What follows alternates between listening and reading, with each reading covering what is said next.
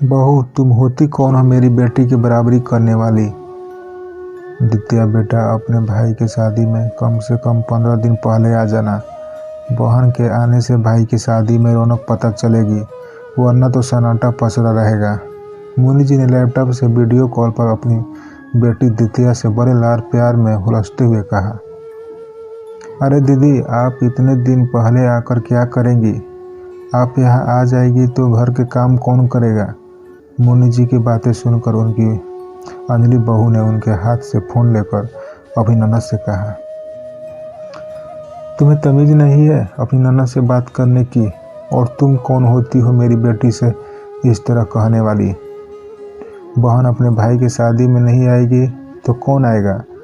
सब बहनों के अपने भाई की शादी का अरमान होता है। अंजलि बहू ने बोली, अब की ना आपने भेदभाव वाली बात। अब इसमें हमने कौन सा भेदभाव कर दिया। तुम्हारे साथ वैसे भी तुम 3 बहनें हो और मेरी बेटी इकलौती है, उसकी और तुम्हारी कोई बराबरी नहीं।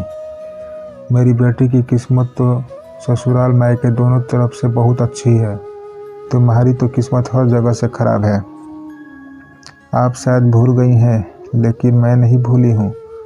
जब मेरे भाई की शादी के वक्त मेरे पापा का फ़ोन आपके पास आया था कि बहन जी छोटू कार्ड देने जाएगा तो आप अंजलि को भेज दीजिएगा, लेकिन आपने उन्हें कितना सुनाया था, जैसे बेचारों ने बेटी की विदाई के लिए कहकर कोई अपराध कर दिया हो।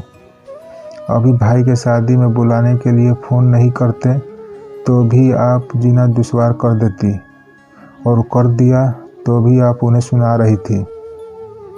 जिस तरह आपको अपने बेटे की शादी में रौनक लगाने के लिए अपनी बेटी का इंतज़ार था, उसी तरह मेरे मम्मी पापा को मेरा इंतज़ार था, और मुझे भी अपने भाई के शादी का बहुत अरमान था। लेकिन आपकी अकड़, जिद और बहुत बेटी में भेदभाव पूर्ण रवैये ने हम सबकी खुशियों पर ग्रहण लगा दिया। अपनी बेटी तो आपको हर छोटे छोटे मौक़ों पर मायके में चाहिए, लेकिन बहू को आप शादी ब्याह जैसे बड़े मौक़ों पर भी नहीं जाने देना चाहती।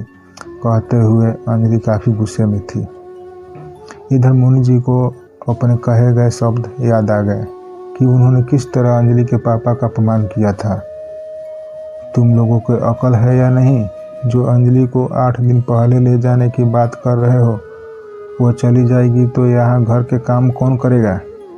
अंजलि शुभम के साथ शादी वाले दिन आएगी और रात में वापस भी आ जाएगी। बहन जी भाई की शादी है, बहनों को बड़ा अरमान है भाई की शादी का। बेटियों का आने से ही घर में शादी ब्याह पता चलेगा। भाई साहब आपकी तो 3 बेटियां हैं, अंजलि नहीं पहुंचेगी तो क्या बाकी 2 तो पहुंच ही जाएगी। बहन जी भले ही मेरे बेटे की 3 बहनें हैं, लेकिन उनके लिए उनका भाई तो एक ही है।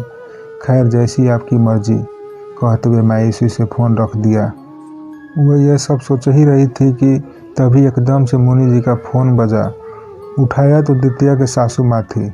बहन जी दित्या 15 दिन पहले तो नहीं आ पाएगी, क्योंकि मेरे मायके में भी शादी है, लेकिन मैं उसे पप्पू के साथ शादी वाले दिन ज़रूर भेज दूंगी, और आप रात में ही उसे वापस भेज दीजिएगा। रोकने की जिद मत करिएगा, आखिर उसे भी अपनी घर गृहस्थी संभालने दीजिए। आप ऐसे बार बार उसे मायके बुलाती रहेगी तो वो ससुराल में टिक कर रहना ही नहीं चाहेगी।